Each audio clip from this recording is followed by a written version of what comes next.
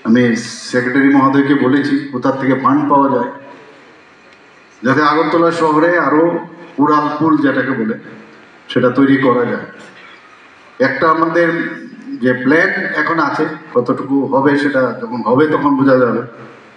একটা উড়াল পুল আমরা ভাবছি যে গান্ধীর যে স্ট্যাচু আছে সেখান থেকে সেটা ল্যান্ড করবে এসে আস্তাবলের সামনে, এবং আস্তাবলের এখান থেকে দুদিকে দুটো যদি উড়াল পুল যায় ফ্লাইওভার, একটা পিকে রোডের দিকে যাবে, সেটা ল্যান্ড করবে গিয়ে উজ্জয়ন্ত প্যালেসের সামনে,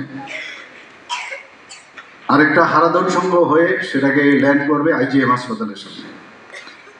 আরেকটা যেটা আমরা ভাবছি যে মোটর স্ট্যান্ডের এখান থেকে যদি একটা উড়াল পুল হয় এবং সেটা যদি ল্যান্ড করে গিয়ে আপনার প্যারাডাইস সময়, তাহলে কিন্তু একটার সাথে একটা ইন্টারলিঙ্কড হয়ে যাবে। সেটা আমাদের একটা চিন্তা ভাবনা আছে। আমি দেখেছি আমাদের অফিসারদের চিন্তা করলাম সাথে সাথে কাজও কিন্তু শুরু করে দেয়।